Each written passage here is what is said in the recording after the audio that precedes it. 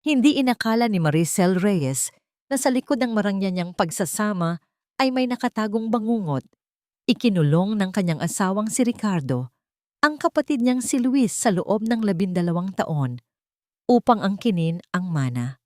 Hindi siya umiyak o nagsumamo. Tahimik niyang tinipon ang mga ebidensya at hinarap ang katotohanan sa mismong silid ng makapangyarihang lupon. Ngunit nang mabunyag ang lahat, sino nga ba ang tunay na nakulong? Si Luis o ang traidor na matagal nang nabubuhay sa kasinungalingan? Kumikinang ang mga ilaw mula sa matataas na chandelier, sumasabay sa malamyos na tunog ng piano sa sulok ng malawak na bulwagan. Ang halimuyak ng mamahaling pabango at masasarap na pagkain ay magkahalo sa hangin, habang ang mahihinang tawanan ng mga kilalang personalidad sa mundo ng negosyo ay nagpapahiwatig ng isang gabing puno ng tagumpay. Sa gitna ng lahat ng ito, nakatayo si Maricel Reyes o Celine para sa mga malalapit sa kanya, na may isang perpektong ngiti sa kanyang mga labi. Ang kanyang eleganteng pulang bestida ay bumagay sa kanyang nagniningning na aura, isang larawan ng isang babaeng nasa tuktok ng kanyang mundo. Naramdaman niya ang paghaplos ng isang pamilyar na kamay sa kanyang baywang. Paglingon niya, sinalubong siya ng mga mata ni Ricardo de Villa, ang kanyang asawa, ang lalaking sa loob ng 12 taon ay naging kanyang lakas at sandigan.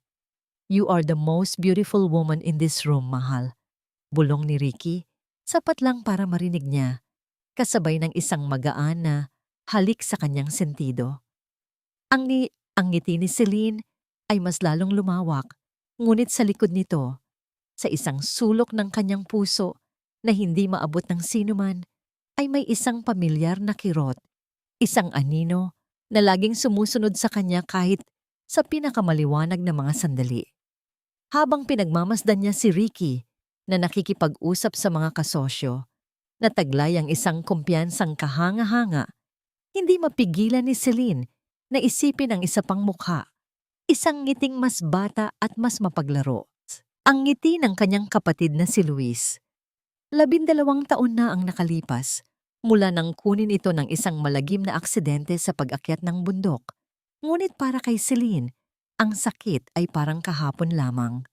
Ang bawat tagumpay niya ay may kasamang lungkot dahil wala na ang taong pinangarap niyang makasama sa pag-abot ng lahat ng ito. Pagkatapos ng kasiyahan, habang lulan sila ng kanilang sasakyan at tinatahak ang abalang kalsada ng Maynila, sinira ni Ricky ang katahimikan. "Mahal, I was thinking." Simula niya, ang kanyang boses ay malambing at puno ng pag-aalala.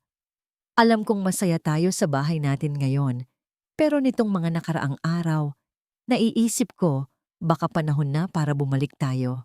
Kumunot ang noo ni Celine. "Bumalik? Saan?" Hinawakan ni Ricky ang kanyang kamay. Ang mga daliri nito ay marahang humaplos sa kanya. "Sa The Reyes Heritage Building, sa penthouse, sa tahanan ninyo." Isang biglaang paninikip ang naramdaman ni Celine sa kanyang dibdib.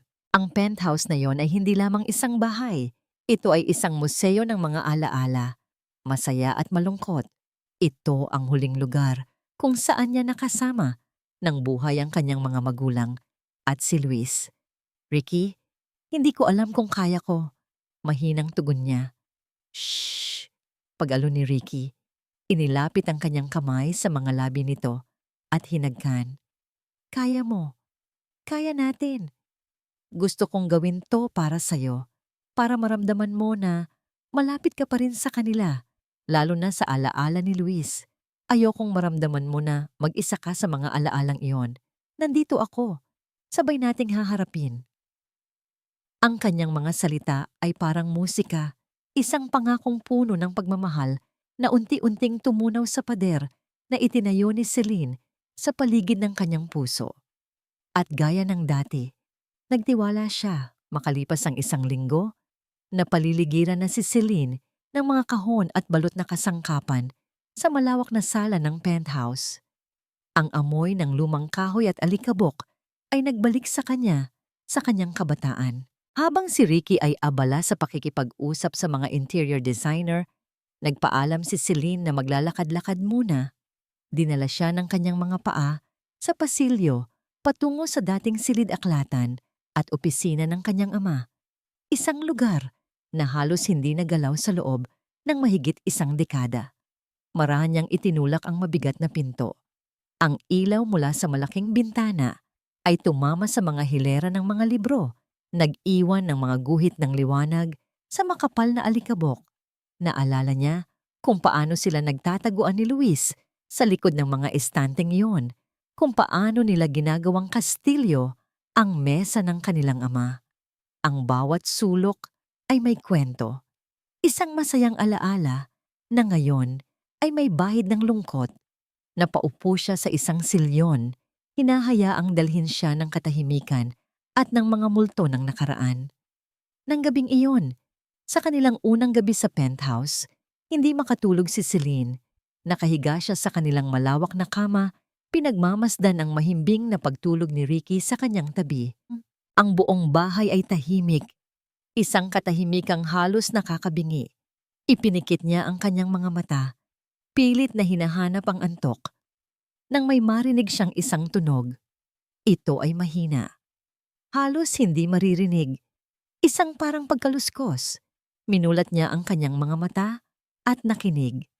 Baka daga lang o baka ang gusali lang na naninibago sa mga bagong nakatira. Ngunit pagkaraan ng ilang sandali, narinig niya itong muli. Hindi ito tunog ng daga. Ito ay parang isang mahinang pagkaskas na nagmumula sa direksyon ng opisina ng kanyang ama. Dahan-dahan siyang bumangon mula sa kama, sinisigurong hindi magigising si Ricky. Walang sapin sa paa, tinahak niya ang malamig na sahig ng pasilyo. Ang bawat hakbang ay maingat at pinag-isipan. Ang tanging liwanag ay mula sa buwan na sumisilip sa matataas na bintana. Gumuguhit ng mga pahabang anino na tila mga daliring humahaplos sa paligid at nagdaragdag sa misteryo ng gabi. Bawat sulok ng penthouse na dati pamilyar sa kanya ay tila nagbago ng anyo sa dilim, nagtatago ng mga lihim na hindi niya kailanman nakita sa liwanag ng araw. Huminto siya sa tapat ng pinto ng opisina. Isang sandaling pag-aalinlangan. Baka guni-guni lang niya ang lahat, dala ng pagod at ng mga alaalang muling nabuhay sa kanyang pagbabalik. Ngunit muli, narinig niya ang tunog. Mas malapit na ngayon, mas malinaw. Hindi siya maaaring magkamali. Pinihit niya ang seradura nang walang ingay at marahang itinulak ang pinto. Sumalubong sa kanya ang amoy ng mga lumang libro at katad. Mas malinaw na ngayon ang tunog sa loob ng silid. Isang paulit-ulit na pagkaskas sa isang partikular na lugar na may kasamang halos hindi marinig na pag-ungol. Naglakad siya palapit. Nilagpasan ang malaking mesa na gawa sa nara. Ang mga matataas na estante ng libro na ngayon ay mga dambuhalang anino. Dinala siya ng tunog sa isang bahagi ng silid, sa isang pader na buo at walang anumang palamuti. Ang pader sa likod ng dating kinalalagyan ng napakabigat na aparador ng kanyang ama. Nakatayo siya ngayon sa harap nito. Imposible. Paanong magkakaroon ng tunog mula sa isang solidong pader? Itinukod niya ang kanyang palad dito. Malamig ang semento, matigas, at hindi gumagalaw. Ngunit ang mahinang vibrasyon mula sa tunog ay gumagapang sa kanyang balat, nagpapatindig sa kanyang mga balahibo. Ang kuryosidad ay mas malakas kaysa sa takot. Nanginginig niyang idinikit ang kanyang tainga sa malamig na pader. Ipinikit ang kanyang mga mata upang ituon ang buong pansin sa pandinig. Saglit na katahimikan. At doon, sa gitna ng katahimikan ng gabi, sa likod ng makapal na semento, ay narinig niya ito ng malinaw. Hindi na ito pagkaskas. Ito ay isang bulong. Isang tinig ng tao na pilit kumakawala, mahina at halos paos, na tila nagmumula pa sa napakalalim na lugar. Hindi niya maintindihan ang mga salita, ngunit sigurado siya sa isang bagay. May tao sa likod ng pader na ito. Ang sikat ng araw sa umaga ay marahang dumadampi sa mamahaling porselana at mga kubyertos na pilak na nakahain sa kanilang hapagkainan. Ngunit para kay Celine, ang liwanag na ito ay hindi kayang abutin ang kadilimang bumalot sa kanyang diwa magdamag. Ang bawat paghigop niya sa mainit na kape ay walang lasa, at ang bawat tunog ng kutsara at tinidor na tumatama sa plato ni Ricky ay parang ingay na gumugulo sa kanyang isipan. Hindi siya nakatulog. Ang bawat saglit na ipipikit niya ang kanyang mga mata ay nagbabalik sa kanya sa harap ng malamig na pader. Sa tinig na tila humihingi ng tulong mula sa kabilang buhay. Hindi ka ba nag-enjoy sa almusal, mahal? Tanong ni Ricky. Ang kanyang boses ay isang banayad na haplos ng pag-aalala. Itinigil nito ang pagbabasa ng balita sa kanyang tablet at itinuon ang buong atensyon kay Celine na kanina pa nakatitig sa kawalan. Napabuntong hininga si Celine. Pilit na pinapakalma ang sarili. Kailangan niyang maging maingat sa kanyang mga salita. May iniisip lang ako, Ricky. Ang alin? Lumapit ito ng bahagya. Ang mga mata ay puno ng pagsisiyasat. Tungkol pa rin ba sa paglipat natin dito? Sabi ko naman sa'yo, kung hindi ka komportable, maaari naman tayong... Hindi. Mabilis na putol ni Celine. Hindi iyon, Ricky. May narinig ako kagabi. Isang bahagyang pagkunot ng ano ang sumilay sa mukha ni Ricky bago ito napalitan ng isang maunawaing namangiti. Mga tunog? Mahal, natural lang iyan. Matanda na ang gusaling ito, maraming mga bakal at kahoy ang naninibago lang sa temperatura. Hindi ganoon, Ricky. Iba ito. Giit ni Celine, ang kanyang boses ay nagsimulang manginig. May nagsasalita sa likod ng pader sa opisina ni Papa. Katahimikan. Ibinalik ni Ricky ang kanyang tasa sa platito nito. Ang tunog ay tila umalingaw-ngaw sa buong silid. Hinawakan niya ang kamay ni Celine na nakapatong sa mesa. Ang balat nito ay mas malamig kaysa sa karaniwan. Celine, wika niya sa pinakamalumanay na paraan. Alam kong mahirap para sa'yo ang pagbabalik dito. Maraming alaala, maraming sakit. Baka dala lang iyan ng stress. Baka ang isip mo ay gumagawa lang ng mga bagay na magpapaalala sa'yo ng nakaraan. Pero sigurado ako sa narinig ko. Sige, pagkatapos nito ay ipapatingin ko sa maintenance ang buong unit. Baka may mga tubo lang ng tubig na lumilikha ng kakaibang tunog. Mungkahi ni Ricky na tila sinusubukan pa rin itong maging lohikal. Pero mahal, baka ang kailangan mo talaga ay mag-relax. Bakit hindi ka magpabook sa spa natin mamaya? Magpamasahe ka, mag-unwind. Huwag mo nang isipin ang mga bagay-bagay dito. Ako na ang bahala. Ang kanyang mga salita ay puno ng pag-aalaga. Ngunit para kay Celine, ang mga ito ay parang mga pader na unti-unting itinayo sa paligid niya. Ikinukulong ang kanyang mga alalahanin at pinagmumukha itong walang basihan. Isang bahagi niya ang gustong maniwala. Gustong isipin na marahil ay nababaliw na nga lang siya. Ngunit ang isa pang bahagi, ang bahaging nakarinig sa tinig na yon, ay hindi mapakali. Tumango na lamang siya bilang pagsang-ayon, isang pagsukong pansamantala. Nang makaalis si Ricky para sa kanyang mga pulong, naiwan si Celine sa katahimikan ng penthouse. Ngunit ang katahimikan ay hindi na nagbibigay ng kapayapaan. Sa halip, ito ay nag-iimbita sa mga tanong at pagdududa na mas lalong lumalakas. Sa halip na tumawag sa spa, nagtungo siya sa opisina. Tinitigan niya ang pader. Sa liwanag ng araw, ito ay isang ordinaryong pader lamang. Pininturahan ng kulay krema. Walang anumang bakas ng kababalaghan. Ngunit alam niya ang kanyang narinig. Isang ideya ang pumasok sa kanyang isip. Bilang isang negosyante, sanay siyang maghanap ng datos, ng mga ebidensyang hindi kayang pasinungalingan. Kung may nakatira sa likod ng pader na yon, kailangan nito ng kuryente. Marahan siyang lumabas ng silid at nagtungo sa utility room kung saan nakalagay ang mga lumang file ng gusali. Hinanap niya ang mga pinakabagong singil sa kuryente. Ang kanyang puso ay nagsimulang bumilis habang isa-isa niyang sinusuri ang mga numero. At doon niya ito nakita. Isang anomalya. Ang konsumo ng kuryente sa lugar ng opisina ay halos doble kumpara sa ibang bahagi ng penthouse, isang bagay na imposible dahil halos hindi naman nila ginagamit ang silid na yon. Hindi ito guni-guni. Ito ay datos. Ito ay katotohanan. Muli siyang bumalik sa silid-aklatan na ngayon ay may bagong determinasyon. Hindi na siya naghahanap ng multo, naghahanap na siya ng paliwanag. Tumingin siya sa paligid, sa mga muebles, sa mga aklat.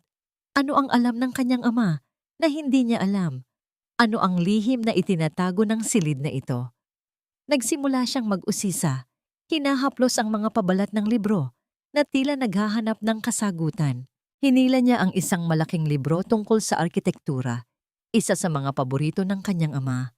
Mabigat ito at puno ng alikabok. Nang buksan niya ito, isang bagay ang nahulog mula sa mga pahina at marahang lumapag sa sahig na parang isang tuyong dahon. Isa itong rolyo ng lumang papel na ninilaw na sa katagalan at tinalian ng isang pulang liston na kupas na. Maingat niya itong dinampot at kinalas ang pagkakatali. Inilatag niya ito sa ibabaw ng mesa. Bumungad sa kanya ang isang masalimuot na guhit ng mga linya at numero na isinulat gamit ang tinta. Ito ang orihinal na blueprint ng The Reyes Heritage Building. Hinanap ng kanyang mga mata ang palapag ng penthouse at doon, sa eksaktong lokasyon ng opisina, na kinakita niya ito. Isang maliit na espasyo na nakatago sa likod ng pader na may markang Boveda. Isang lumang salitang Espanyol para sa vault o taguan ng yaman. Nagsimulang magtugma ang lahat sa kanyang isipan. Ang tinig, ang kuryente, at ngayon, ang lumang mapa. Pinag-aralan niyang mabuti ang blueprint. May isang maliit na mekanismo na nakaguhit sa gilid na nakatago. Ayon sa plano, sa likod ng pinakamalaking estante ng mga libro. Ang kanyang tingin ay automatikong napunta sa dambuhalang estante na nakasandal sa kabilang pader. Dahan-dahan siyang lumapit dito. Ang bawat hakbang ay mabigat sa kasabikan at takot. Gawa ito sa matigas at mabigat na kahoy, puno ng mga libro na hindi nagagalaw sa loob ng maraming taon. Gamit ang buong lakas na nagmumula sa adrenaline, itinukod niya ang kanyang mga balikat sa gilid nito at itinulak. Sa una, hindi ito gumalaw. Ngunit itinulak niya muli. Ang kanyang mga kalamnan ay nanakit sa puwersa. Isang nakakabinging tunog ng pag-aray ng kahoy sa sahig ang umalingaw-ngaw sa silid. Itinulak niya pa, pulgada bawat pulgada, hanggang sa sapat na ang espasyo para makita niya kung ano ang nasa likod. At doon, sa gitna ng pader na natatakpan ng alikabok at mga sapot ng gagamba, ay may isang maliit na bilog na bakal, halos hindi na makita dahil natatabunan na ng lumang plaster, isang mechanical na siradura na walang susian. Alam niya, sa kaibuturan ng kanyang puso, na natagpuan na niya ang daan. Ang sikat ng araw sa hapon ay gumuguhit na ng mahahabang anino sa loob ng silid-aklatan, isang tahimik na saksi sa mga oras na lumipas na hindi na malaya ni Celine. Ang kanyang buong mundo ay umikot na lamang sa malamig na bilog na bakal sa kanyang harapan. Ang blueprint ay nakalatag sa maalikabok na sahig sa tabi niya. Ang kanyang mga daliri ay may bahid na ng dumi mula sa pader at kalawang mula sa lumang mekanismo. Paulit-ulit niyang sinubukan ang kombinasyon na nakaguhit sa plano, isang serye ng pagpihit sa kanan at kaliwa. Ngunit ang seradura ay nanatiling matigas at walang imik. Ang pag-asa na una niyang naramdaman ay unti-unti nang napapalitan ng pagkadismaya. Bawat maling pihit ay parang isang pangungutya. Bawat minutong lumilipas ay nagdaragdag sa bigat na nakadagan sa kanyang dibdib. Paano kung mali siya? Paano kung ang lahat ng ito, ang tunog, ang kuryente, ang mapa, ay isa lamang malaking pagkakataon, isang bitag na inihanda ng kanyang isip na nananabik sa isang kapatid na matagal nang wala. Napaupo siya sa sahig, isinandal ang likod sa malamig na pader at ipinikit ang mga mata. Huminga siya ng malalim, pinipilit na alalahanin ang kanyang ama. Isang arkitekto na may pagkahilig sa mga puzzle at lihim, hindi niya gagawin ang isang bagay na simple lamang. Kailangang mayroong isang bagay na nakaligtaan, si Celine. Muli niyang tinitigan ang blueprint. Sa ilalim ng guhit ng mekanismo, may isang maliit na numero na nakasulat gamit ang kamay. Halos hindi na mabasa. Ang taon kung kailan itinayo ang gusali. Isang ideya ang biglang pumasok sa kanyang isip. Hindi lang ito basta kombinasyon. Ito ay isang puzzle. Muli siyang tumayo. At sa pagkakataong ito, ang kanyang mga kamay ay mas kalmado. Ang kanyang mga pagpihit ay mas tiyak. Ginamit niya ang mga numero ng taon bilang gabay at sa bawat tamang galaw, nakakarinig siya ng isang mahinang click mula sa loob. Isang tunog na nagbibigay sa kanya ng panibagong lakas. At sa huling pihit, isang malakas at matunog na kalansing ang umalingaw-ngaw sa katahimikan. Isang tunog ng tagumpay na nagpatigil sa paghinga ni Celine. Nanginginig ang kanyang mga kamay habang itinutulak niya ang isang bahagi ng pader na bahagyang lumuwag. Ito ay isang pinto, perpektong nakakubli at napakabigat. Humaginit ang mga bisagra na matagal nang hindi nagagalaw habang dahan-dahan niya itong binubuksan. Naglalabas ng isang hangin mula sa loob na hindi pa nasisikatan ng araw sa loob ng maraming taon. Isang amoy ang sumalubong sa kanya. Hindi amoy ng lumang gamit o alikabok, kundi amoy ng gamot, ng antiseptic. Isang amoy na karaniwang sa mga ospital lamang niya nalalanghap. Ang kadiliman sa loob ay ganap. Kinuha niya ang kanyang telepono mula sa bulsa at binuksan ang flashlight nito. Ang manipis na sinag ng liwanag ay tumagos sa dilim, nanginginig, habang dahan-dahan niyang itinutok ito sa loob. Ang kanyang hininga ay kinapos. Hindi ito isang taguan ng yaman na puno ng ginto at alahas. Isa itong silid na walang bintana, na ang mga pader ay natatakpan ng material na parabang soundproof. Sa isang sulok ay may isang maliit na mesa na may mga tray ng pagkain na hindi pa nagagalaw. Sa tabi nito ay isang IV stand na may nakakabit na supot ng dextrose at sa gitna ng lahat, sa ibabaw ng isang simpleng kama na parang sa ospital, ay may isang anyo ng tao na nakahiga sa ilalim ng puting kumot. Ang oras ay tila tumigil. Ang tanging naririnig ni Celine ay ang malakas na pagkabog ng sarili niyang dibdib. Isang ritmong puno ng takot at hindi makapaniwalang pag-asa. Dahan-dahan siyang humakbang papasok. Ang kanyang mga paa ay parang may sariling isip. Ang liwanag ng kanyang telepono ay nanginginig pa rin at gumuguhit ng mga gumagalaw na anino sa mga pader. Ang taong nakahiga ay hindi gumagalaw, payat na payat. Ang balat ay maputla. Ang buhok nito ay mahaba at magulo. At ang isang makapal, ngunit hindi inalaga ang balbas at bigote, ay tumatakip sa halos buong mukha nito. Sino ito? Isang bihag? Isang estranghero na itinago ng kanyang ama?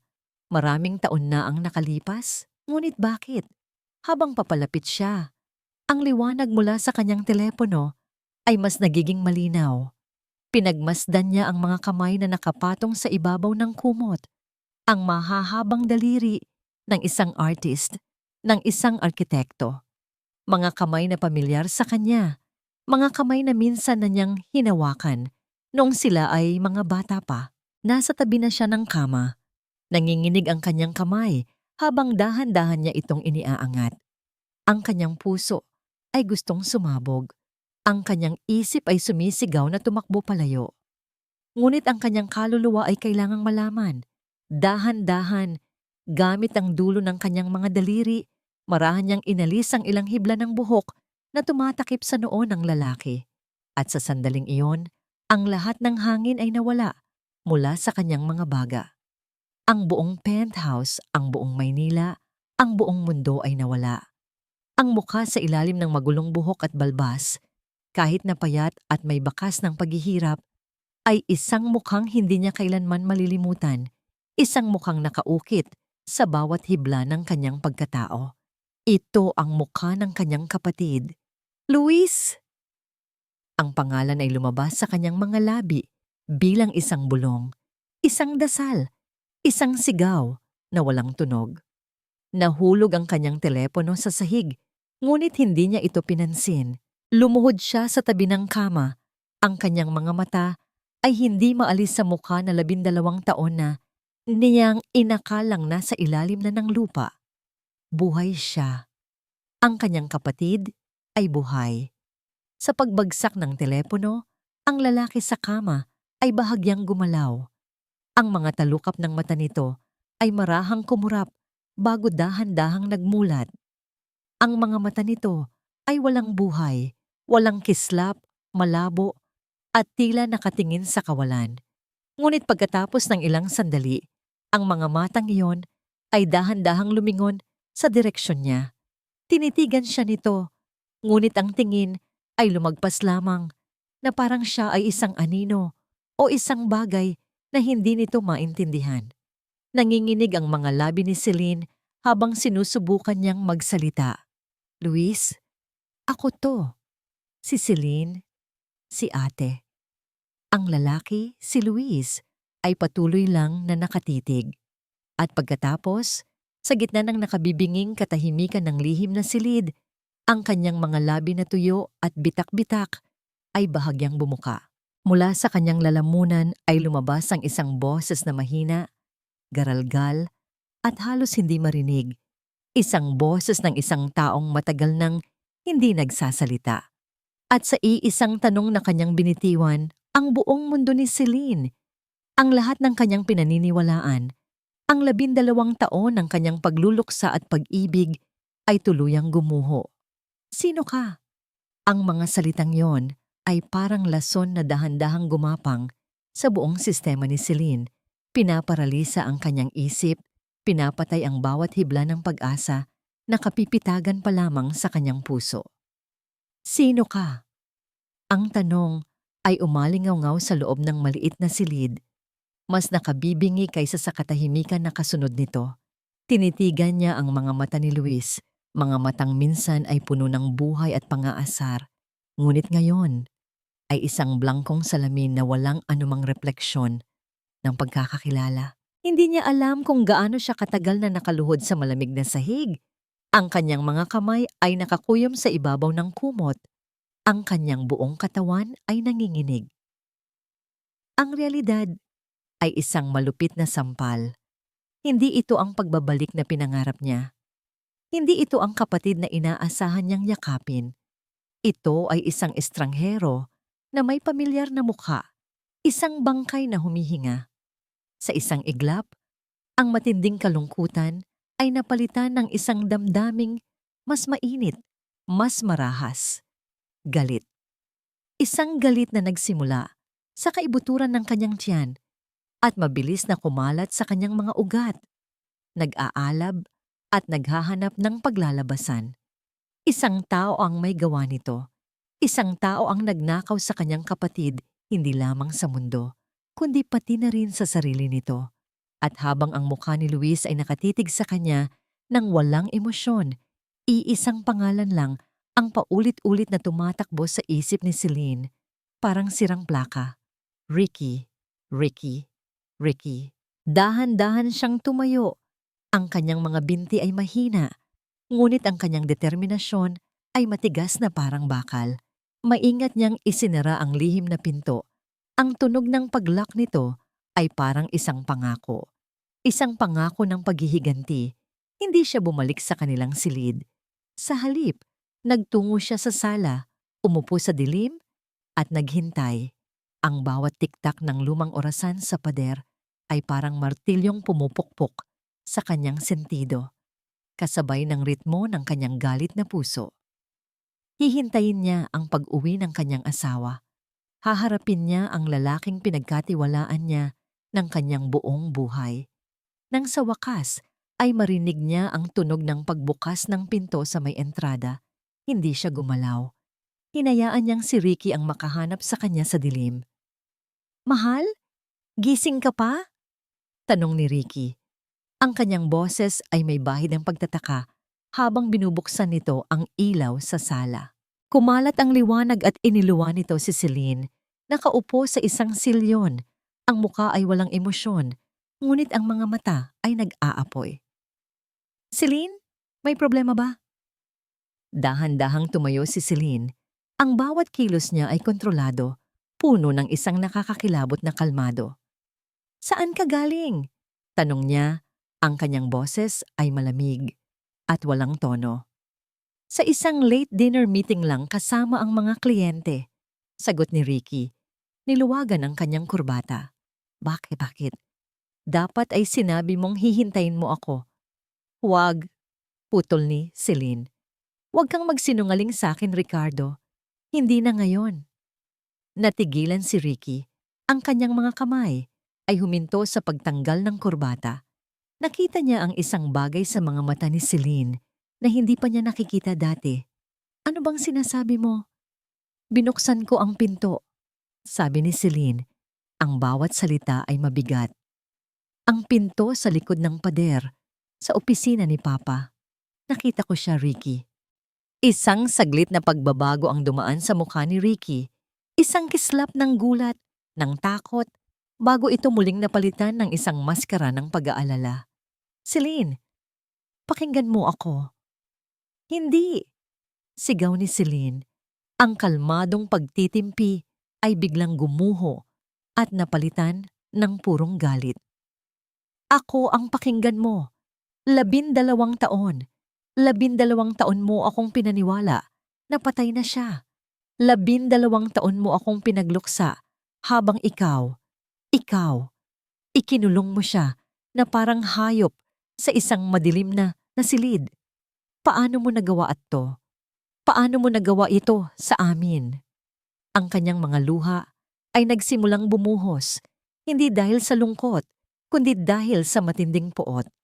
Sa halip na sumigaw pabalik, isang bagay na inaasahan ni Celine ay isang nakakagulat na kalungkutan ang gumuhit sa mukha ni Ricky.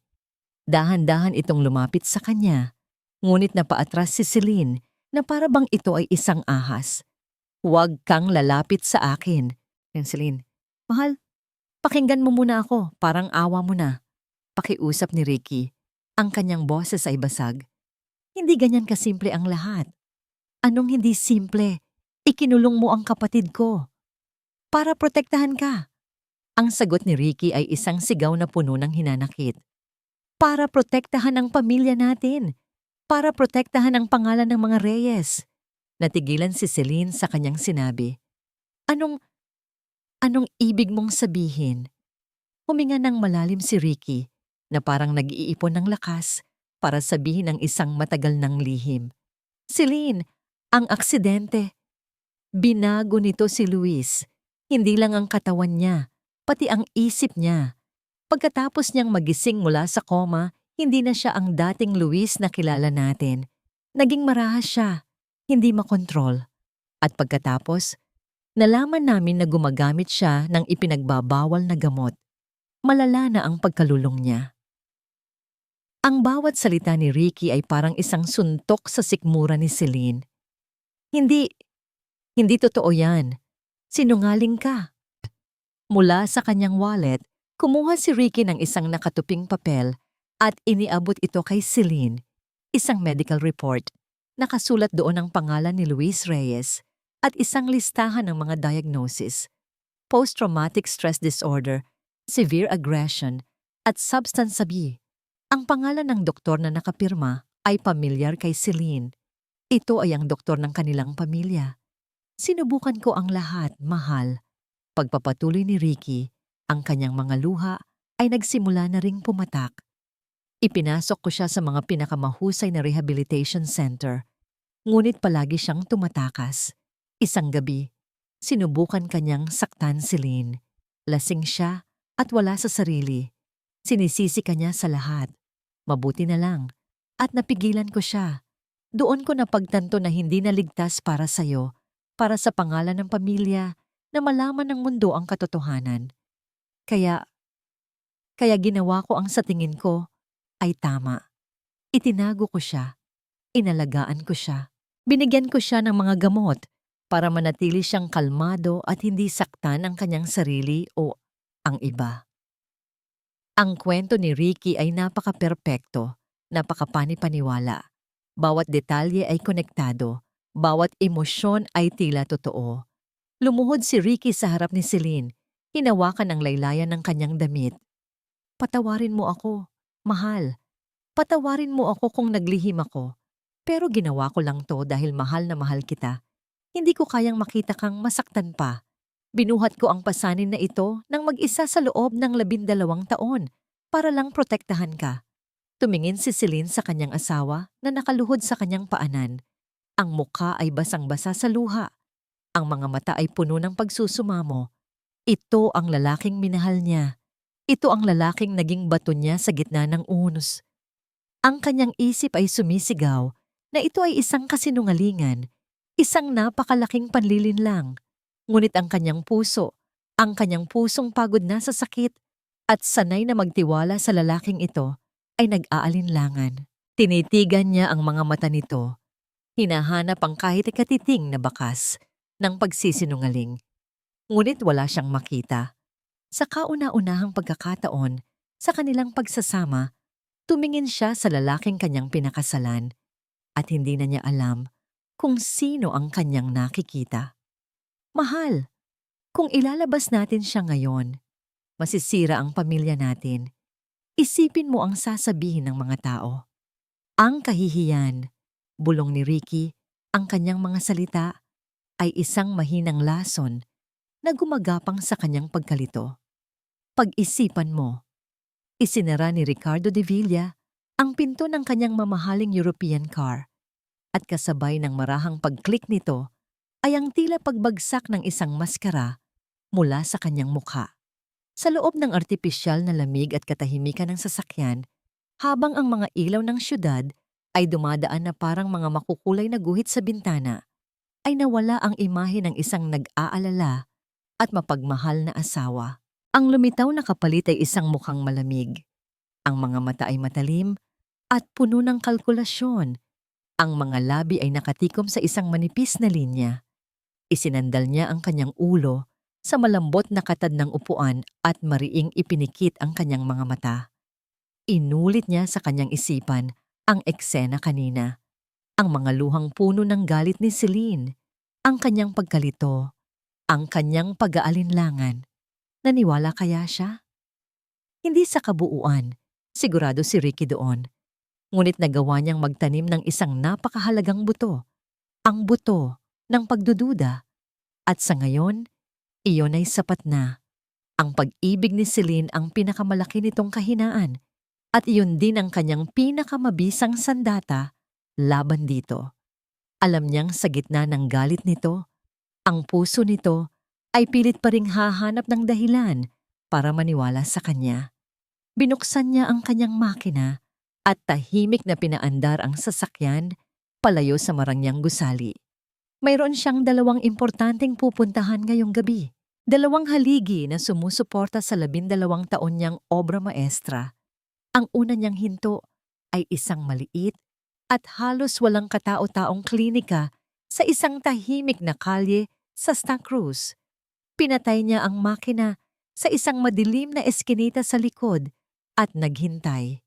Ilang sandali pa, isang anino ang lumabas mula sa pinto sa likod ng klinika. Isang matandang lalaki na kubana ang mga balikat dahil sa bigat ng konsensya, si Dr. Alfero, ang matagal ng doktor ng pamilya, Reyes. Pumasok ito sa kotse ng walang imik, ang amoy ng alak ay bahagyang kumalat sa loob. Hindi na ako pwede rito, Ricky. Bungad ng doktor, ang boses ay nanginginig. Nalaman na niya. Nakita na niya si Luis, tapos na ang laro. Isang malamig na ngiti ang sumilay sa labi ni Ricky. Huminahon ka, Doc, sabi niya. Ang kanyang boses ay kalmado, ngunit may bigat. Walang tapos hanggat hindi ko sinasabi. Nalaman nga niya, pero ang alam niya ay ang kwentong sinabi ko sa kanya. Ngunit hanggang kailan, Ricky? Ang batang yon. Ang batang yon ay mananatili kung nasaan siya. Putol ni Ricky. Ang kanyang boses ay biglang tumigas. Tumingin siya ng diretso sa mga mata ng doktor. At ikaw, Doc, ay magpapatuloy sa ginagawa mo. Kailangan nating siguraduhin na sa mga susunod na araw, si Luis ay hindi kayang magsalita, hindi kayang mag-isip ng malinaw. Taasan mo ang dosis. Gawin mo ang lahat ng kinakailangan para manatili siyang isang blangkong papel. Ricky, hindi ko na kaya. Pakiusap ni Dr. Alfero. Ang muka ay puno ng pagdurusa.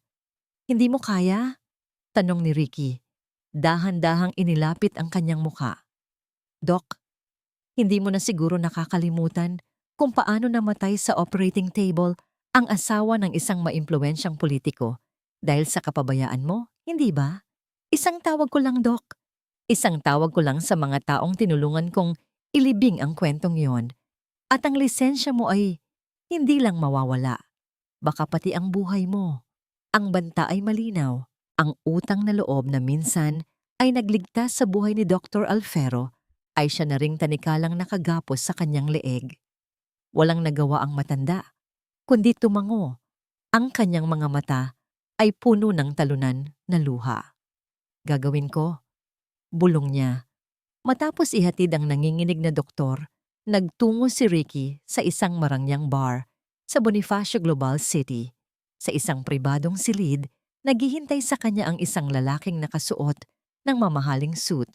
Si Attorney Mendoza, isang abogadong kasing talas ng kanyang isip at kasing dumi ng kanyang mga pamamaraan. Mukhang may problema tayo, sabi ng abogado habang isinasali ng brandy sa 2 kopita. Walang anumang bahid ng pag-aalala. Isang maliit na aberya lang, sagot ni Ricky. Tinanggap ang kopita. Pero kailangan na nating bilisan. Nalaman na ni Celine ang tungkol sa kapatid niya. Tumawa ng mahina si Atty. Mendoza at hinayaan mo siyang manatiling nakatayo. Ricardo, akala ko ba ay matalino ka? Mas matalino kaysa sa inaakala mo, ganti ni Ricky. Sa ngayon, naniniwala siyang ginawa ko yon para sa kanya. Ngunit hindi yon magtatagal. Kailangan na nating ihanda ang pangalawang depensa. Ang psychological evaluation, sabi ng abogado na may pagngisi. Nakahanda na ang lahat ng papeles, ang kanyang history ng emotional distress mula sa pagkamatay ng inyong mga magulang, ang kanyang over-attachment sa alaala ng kanyang kapatid. Lahat ng iyan, kapag tinahitahi ng tamang eksperto, ay magpapatunay na siya ay mentally unstable. Isang babaeng hindi kayang pamahalaan ang kanyang sarili, lalo na ang isang malaking korporasyon. Magaling, sabi ni Ricky. Itinaas ang kanyang kopita. Gusto kong malaman niya na kung lalaban siya, hindi lang ako ang kalaban niya. Lalabas siyang isang baliw na asawa na gumagawa ng mga kwento laban sa isang dedikadong kabiyak. Isang maling galaw niya lang, Ricardo, at maaari na nating isampa ang petisyon para sa conservatorship. Ikaw ang magiging tagapamahala ng lahat ng kanyang ari-arian. Ang lahat ng yaman ng mga Reyes ay mapupunta sa iyong mga kamay, sa legal na paraan. Pag-uwi ni Ricky sa penthouse, nadatnan niyang madilim at tahimik ang lahat. Marahil ay natutulog na si Celine sa kanilang silid. Gulong-gulo pa rin ang isip. Pumasok siya sa kanyang opisina at kinuha ang kanilang wedding portrait na nakapatong sa kanyang mesa. Tinitigan niya ang nakangiting mukha ni Celine sa larawan, isang ngiting puno ng pag-ibig at pagtitiwala. Hinaplos niya ito gamit ang kanyang hinlalaki, ngunit ang kanyang mga mata ay walang anumang bakas ng pagmamahal. Ito ay tingin ng isang taong nakatingin sa isang tropeo, isang simbolo ng lahat ng kanyang pinaghirapan at pinagplanuhan. Ang huling piraso na kukumpleto sa kanyang pag-angkin sa imperyong dapat ay sa kanya mula pa sa simula. Inilapag niya ang larawan at kinuha ang kanyang telepono. Isang text message mula kay Atty. Mendoza ang bumungad sa kanya. Isang larawan ng isang makapal na folder na may nakasulat na pangalan ni Celine sa ibabaw. Sa ilalim nito ay isang maikling mensahe. Handa na ang lahat. Isang maling galaw niya lang, wala na siyang karapatan sa kahit anong pag-aari ng mga Reyes. Ang mga sumunod na araw para kay Celine ay parang paglalakad sa isang makapal na hamog.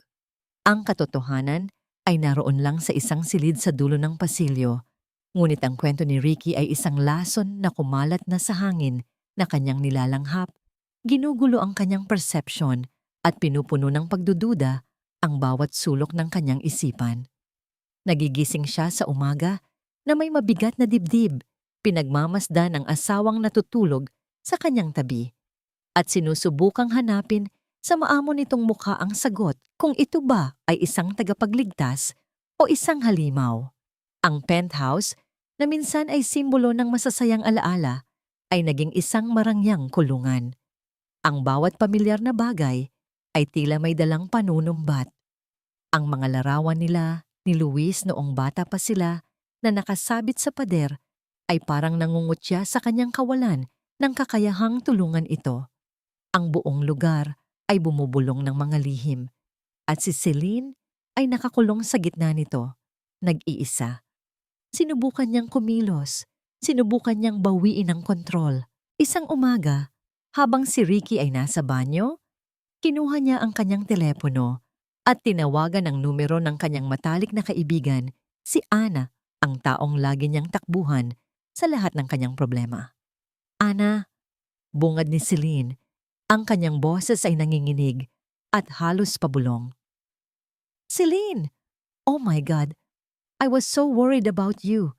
Tinawagan ako ni Ricky kahapon. Mabilis na sagot ng kaibigan sa kabilang linya. Ang tono nito ay puno ng pag-aalala. Sinabi niya sa akin ang lahat. Celine, bakit hindi mo sinabi sa akin na ganito na pala kalala ang pinagdadaanan mo? Ang stress, ang depression. You should have told me. Natigilan si Celine. Ang mga salitang inihanda niyang sabihin ay biglang naglaho sa kanyang lalamunan. Anong sinabi niya sa'yo? Na masyado kang naapektuhan sa paglipat ninyo, na bumabalik lahat ng sakit. Celine, nak, pakinggan mo ako. Ricky is a good man. Mahal na mahal ka niya. Hayaan mo siyang alagaan ka. Magpahinga ka lang. Huwag mo nang isipin ang mga bagay na nakakasakit sa'yo. Kung kailangan mo ng kausap, nandito lang ako, okay? But please, trust your husband. Ang bawat salita ni Ana ay parang isang pako na ibinabaon sa kanyang puso. Inaasahan niya ang kakampi, ngunit ang nahanap niya ay isa na namang taong nabulag na ng perpektong maskara ni Ricky. Pero Ana, may kailangan akong sabihin sa'yo. Shh! Malambing na putol ni Ana. Magpahinga ka na muna, okay? We'll talk soon. Maybe we can go out for lunch kapag okay ka na. At ibinaba nito ang telepono. Nakatitig lamang si Celine sa screen ng kanyang telepono. Ang pakiramdam ng pag-iisa ay mas tumindi pa. Naunahan na siya. Naisalalaysay na ni Ricky ang kanyang bersyon ng kwento. Ipininta siya bilang isang babaeng marupok at psychologically unstable. At ang lahat ay naniwala. Hindi siya sumuko.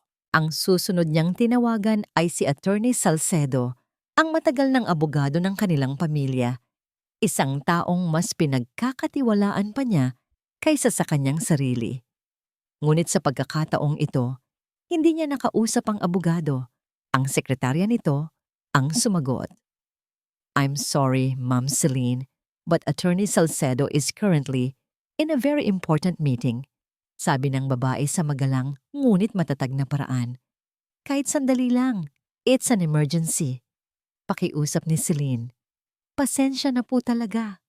Ang bilin po ni attorney, lahat daw po ng bagay na may kinalaman sa pamilya Reyes ay idaan na lang daw po muna kay Sir Ricardo.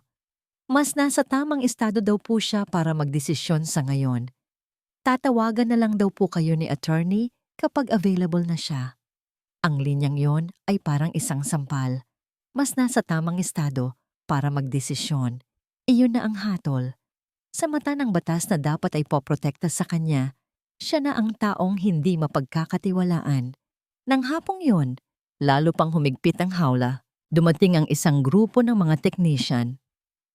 Para sa karagdagang seguridad, mahal, paliwanag ni Ricky, habang ikinakabit ng mga ito ang mga maliliit at halos hindi mapansing security camera sa mga estratehikong sulok ng penthouse, sa sala, sa pasilyo, sa labas ng pinto ng opisina. Para masiguro kong ligtas ka kapag wala ako. Ngunit alam ni Celine ang tunay na dahilan. Hindi iyon para protektahan siya. Iyon ay para bantayan siya. Bawat kilos niya ay inoobserbahan. Bawat hakbang niya ay sinusubaybayan. Siya ay isang bilanggo sa kanyang sariling pamamahay. Gabi-gabi, kapag mahimbing na ang tulog ni Ricky, ay tumatayo siya sa tabi ng malaking bintana sa kanilang silid. Pinagmamasdan ang mga kumikinang na ilaw ng syudad sa ibaba. Ang mga sasakyang malayang gumagalaw sa kalsada. Ang mga taong naglalakad nang walang inaalala. Napakalapit niya sa kalayaan, ngunit napakalayo. Tumingin siya sa kanyang refleksyon sa salamin. Ang nakita niya ay isang babaeng pagod, na may mga matang puno ng takot at pagkalito. Ito ba ang gusto ni Ricky, na makita ng lahat? Isang baliw na babae na binihag ng sarili niyang mga multo? Isang gabi, hindi na niya natiis. Kailangan niyang makita si Luis. Kailangan niyang makita ang katotohanan gamit ang sarili niyang mga mata, malayo sa mga nakakalitong salita ni Ricky. Dahan-dahan siyang pumasok sa lihim na silid. Naabutan niyang gising si Luis, nakaupo sa gilid ng kama, nakatitig sa puting pader. Walang laman ang kanyang mga mata. Lumapit si Celine at umupo sa tabi nito. Hindi niya alam kung ano ang sasabihin. "Luis," bulong niya. "Naaalala mo ba ako?" Walang sagot. Patuloy lang itong nakatitig sa kawalan. "Luis, ako si Ate Celine." Pagpapatuloy niya, ang kanyang boses ay nanginginig na. Hinawakan niya ang kamay nito. Malamig ito at walang buhay. "Anong ginawa nila sa'yo? Anong nangyari?" Hinaplos niya ang buhok nito. Inalis ang mga hiblang tumatakip sa mukha nito. Sinubukan niyang ngumiti. Isang pilit na ngiti. Sa gitna ng nagbabadyang mga luha. "Naalala mo ba noong mga bata pa tayo? Yung nagtatago tayo sa ilalim ng mesa ni Papa. At kunwari iyon ang ating spaceship. Ikaw ang kapitan at ako ang iyong co-pilot. Sabi mo, sabay nating lilibutin ang buong kalawakan." Ang bawat salita ay isang maliit na patak ng lason sa kanyang puso. Isang paalala ng isang buhay na ninakaw sa kanila. Pinagmasdan niya ang mukha nito. Desperadong naghahanap ng kahit anong kislap, kahit anong senyales na ang kapatid niya ay naroon pa sa loob ng katawang iyon. Sa isang sandali, sa ilalim ng dim na ilaw ng kanyang telepono, tila may nakita siyang bahagyang pagbabago. Isang halos hindi mapansing pagkunot ng kanyang noo. Ang mga daliri nito, na kanina'y malambot at walang buhay sa loob ng kanyang palad, ay bahagyang gumalaw. "Luis?" Tawag niya ulit. Ang kanyang boses ay puno ng pananabik. "Naririnig mo ba ako?"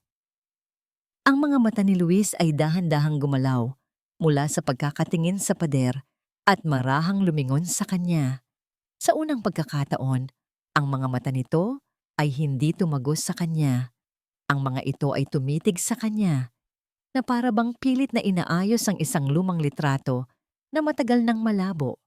Ang blangkong ekspresyon ay napalitan ng isang bakas, ng pagkalito, ng paghihirap, na para bang may isang bagay sa loob ng kanyang isip na pilit na kumakawala mula sa isang makapal na kumot ng kadiliman. Ang kanyang mga labi ay bahagyang bumuka, ngunit walang tunog na lumabas. Nakita ni Celine ang pagsisikap sa kanyang lalamunan, ang panginginig ng kanyang panga. May gusto itong sabihin. Anong sinasabi mo, Luis? Pilitin mo." Bulong ni Celine. Inilapit pa ang kanyang mukha. Ang kanyang buong mundo ay nakasentro na lamang sa mga salitang pilit na binubuo ng kanyang kapatid. Ang bawat segundo ay parang isang oras. At sa wakas, isang salita ang kumawala mula sa kanyang mga labi. Isang salitang mahina, Halos hangin lamang, isang bulong na dala ng isang hiningang matagal ng kinimkim. Doktor. Ang isang salita ay naiwang nakalutang sa hangin sa loob ng lihim na silid. Mahina. Mahina ngunit sapat na para mag-iwan ng isang malalim na marka sa isipan ni Celine. Paulit-ulit niya itong narinig sa kanyang isipan habang nakabalik siya sa kanilang kwarto na parang isang sirang plaka. Doktor, hindi ito isang pangungusap, ngunit ito ay isang direksyon, isang sinag ng liwanag sa napakakapal na kadiliman. Hindi ito sinabi ni Luis ng may galit o takot, kundi bilang isang katotohanan, ang tanging katotohanang nagawa niyang hukayin mula sa ilalim ng kanyang naguguluhang kamalayan. Kinabukasan, habang sila ay nag-aalmusal, isang bagong uri ng kalmado ang bumalot kay Celine. Hindi na ito ang kalmadong dala ng pagkabigla o pagkatalo, kundi isang kalmadong may layunin. Ang kanyang pagdududa kay Ricky ay hindi nawala. Sa halip, ito ay nag-iba ng anyo. Naintindihan niyang si Ricky ay isa lamang bahagi ng isang mas malaking puzzle. At kung ang sabi ni Luis ay doktor, iisa lang ang taong pumapasok sa kanyang isip. Si Dr. Alfero, ang kanilang family doctor sa loob ng halos 30 taon, isang taong itinuring na nilang bahagi ng pamilya.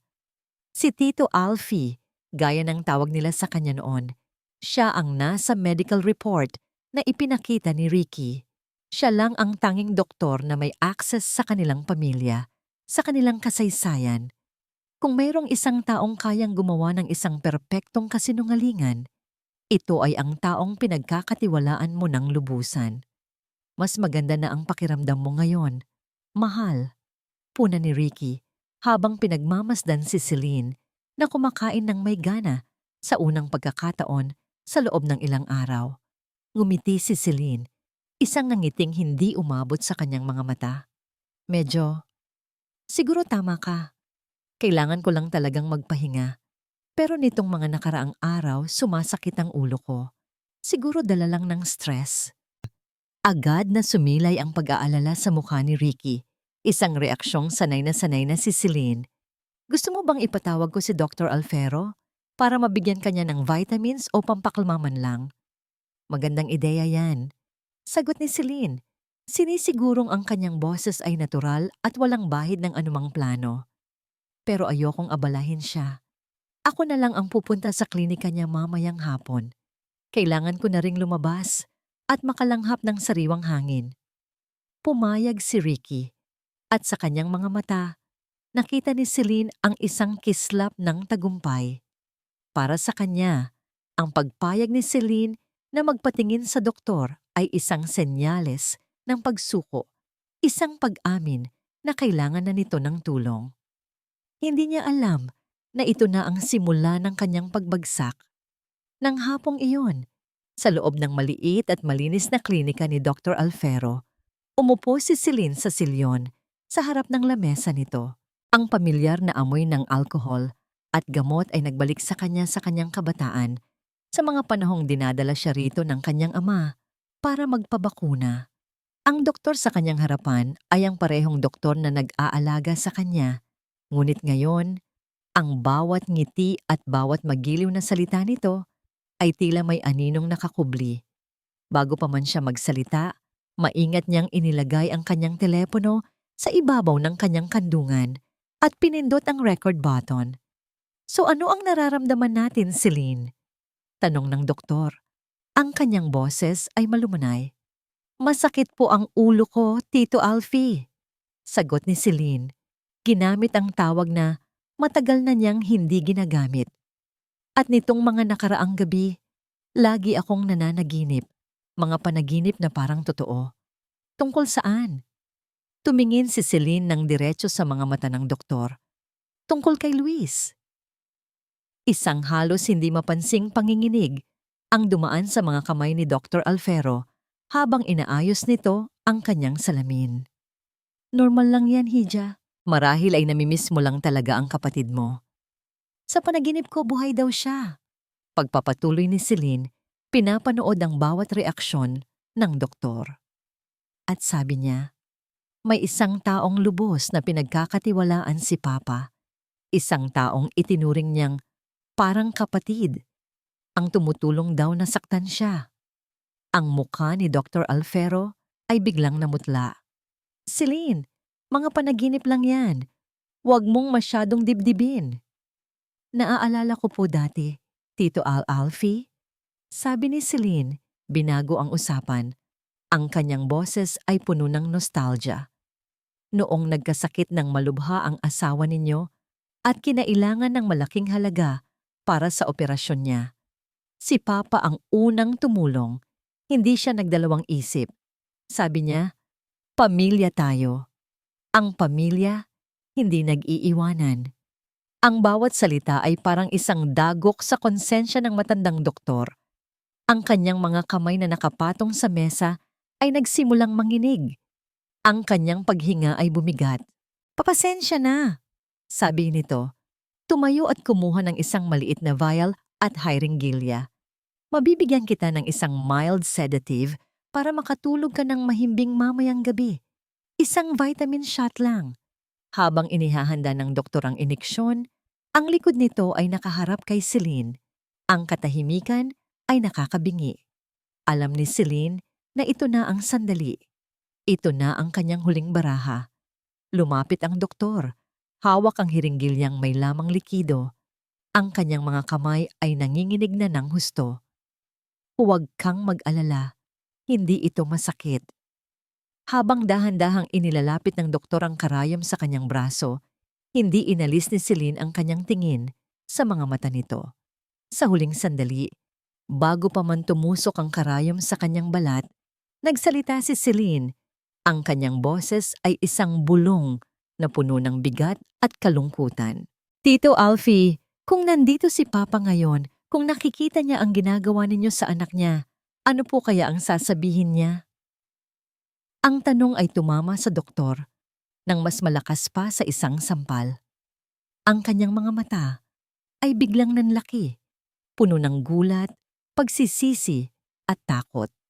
Ang kanyang bibig ay bumuka, ngunit walang salitang lumabas. Ang kanyang pagkatao ay gumuho sa isang iglap. Ang hiringgilya ay nahulog mula sa kanyang nanginginig na kamay at lumikha ng isang maliit na kalansing nang bumagsak ito sa sahig. Nabasag at kumalat ang laman na parang mga luhang hindi na kayang pigilan. Ang sikat ng araw kinabukasan ay tila mas maliwanag para kay Ricardo de Villa.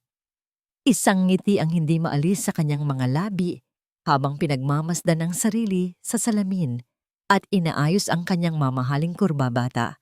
Ang lahat ay umaayon sa kanyang plano. Ang pagpunta ni Celine kay Dr. Alfero kahapon ay isang malinaw na senyales para sa kanya. Ito ay pag-amin ng pagkatalo. Isang pagkilala na siya, ang kanyang asawa, ay nangangailangan ng tulong na si Ricky lamang ang makapagbibigay. Nakatanggap siya ng tawag mula sa doktor kagabi. Nagpunta siya rito? Sabi ni Dr. Alfero. Ang boses ay nanginginig ngunit kontrolado. Nagpakita siya ng mga senyales ng matinding pagkabalisa at paranoia. Binigyan ko siya ng pampakalma. Walang binanggit ang doktor tungkol sa nahulog na hiringgilya o sa pag-uusap nila. Para kay Ricky, ang tawag na yon ay isang kumpirmasyon. Maging ang pinakamatapat na kaalyado ng mga Reyes ay nasa ilalim na ng kanyang kontrol. Ang katapatan na pagtanto niya ay may presyo. At ang presyo ni Dr. Alfero ay ang kanyang madilim na nakaraan.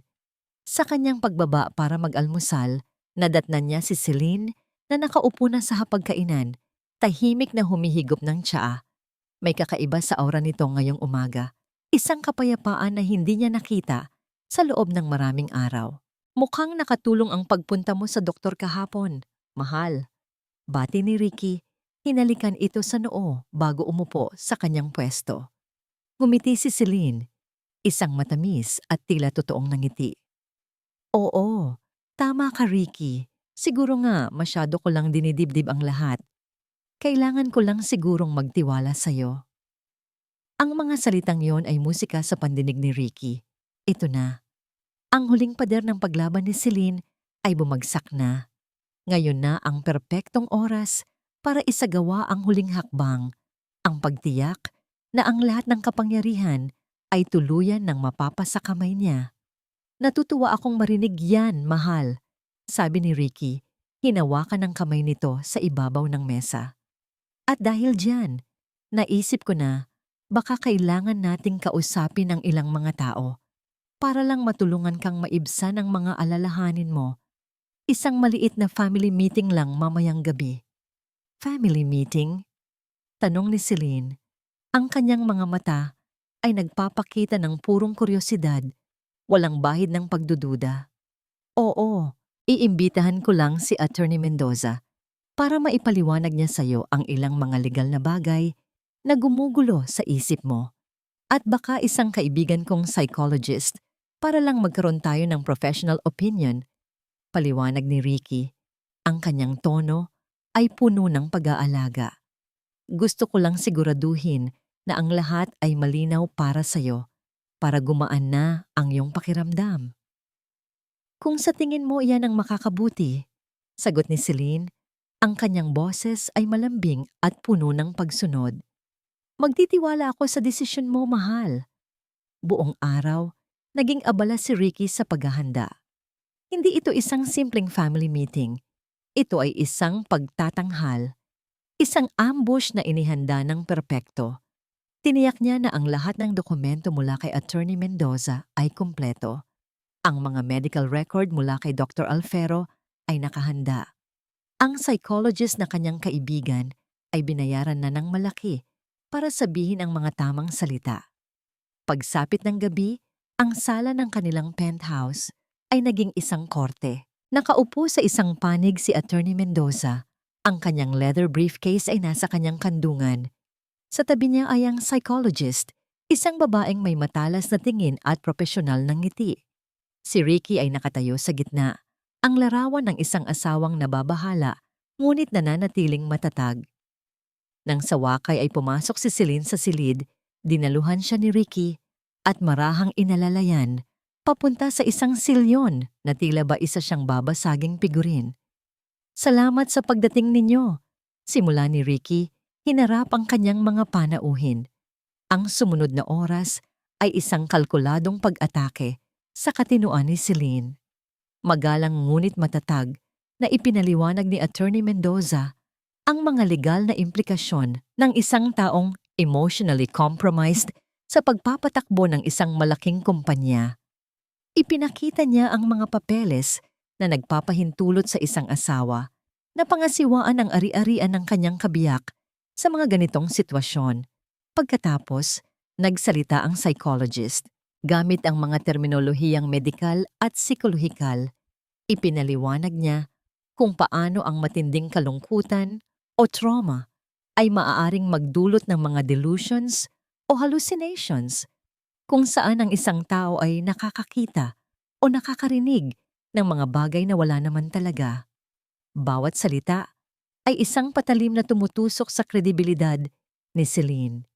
Sa buong panahon, si Celine ay nanatiling tahimik, nakikinig. Ang kanyang mukha ay kalmado at halos walang emosyon. Sa wakas, bilang pagtatapos, muling tumayo si Ricky. Ang kanyang mga mata ay namumula na para bang pinipigilan ang pag-iyak. Mahal, sabi niya, lumuhod sa harap ni Celine at hinawakan ang dalawa nitong kamay. Celine, nakikita mo na ba? Lahat ng ito, ginagawa ko ito para sa'yo. Para protektahan ka. Para protektahan ang lahat ng pinaghirapan ng pamilya mo. Huminga siya ng malalim. Ang huling akto sa kanyang dula. Dahil dito, sa tulong ng mga profesional na ito, napagdesisyonan kong hihilingin ko sa korte ang pansamantalang karapatan na pangasiwaan ang iyong mga ari-arian. Para lang ito, habang ikaw ay nagpapagaling. Para mabawasan ang stress sa'yo, para maalagaan kita ng buo, ginagawa ko ito dahil mahal na mahal kita. Ang katahimikan sa silid ay mabigat. Lahat ng mata ay nakatuon kay Celine, naghihintay ng kanyang reaksyon. Naghihintay ng kanyang pag-iyak, ng kanyang pagwawala, ng kanyang pagtanggi. Isang reaksyon na magpapatunay lamang sa lahat ng kanilang sinabi. Ngunit ang reaksyon ni Celine ay isang bagay na hindi nila inaasahan. Isang bagay na hindi nila pinaghandaan. Dahan-dahan niyang tiningnan ang mga mukha sa kanyang paligid. Ang mapanlinlang na abogado, ang bayarang psychologist, at ang kanyang asawa na nakaluhod sa kanyang harapan, ang pinakamagaling na aktor sa kanilang lahat.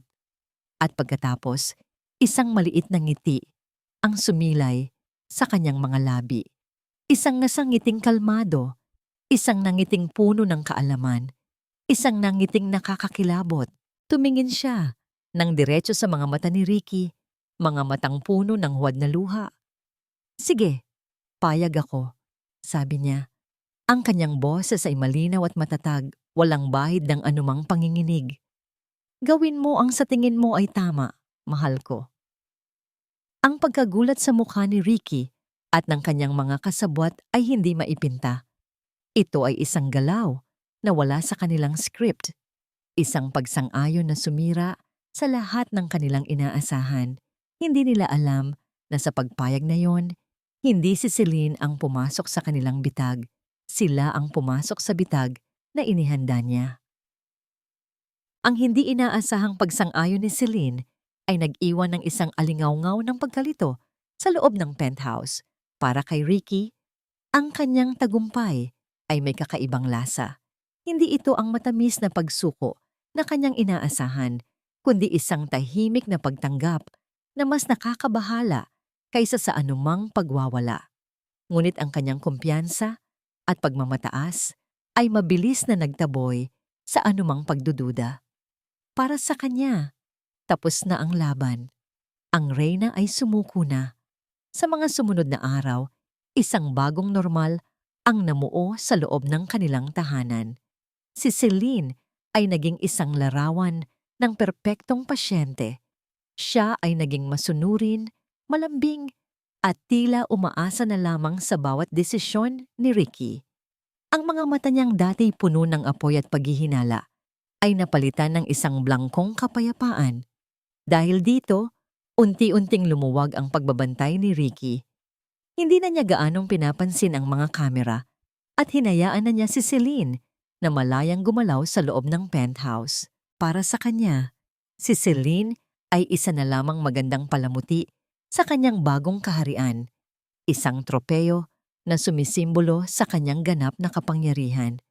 Ngunit ang hindi niya alam, ang kapayapaan sa mga mata ni Celine ay isang maskara at ang kanyang katahimikan ay hindi pagsuko kundi paghahanda. Ang bawat ngiti, bawat malambing na salita, bawat tasang ng kape na magiliw niyang inihahanda para kay Ricky sa umaga ay isang kalkuladong kilos sa isang digmaang siya lamang ang nakakaalam. Ang kanyang tunay na laban ay nagsisimula kapag ang buong penthouse ay nababalot na sa dilim at katahimikan. Kapag ang mahimbing na paghinga ni Ricky sa kanilang tabi ay isang senyales na ang gabi ay kanya na.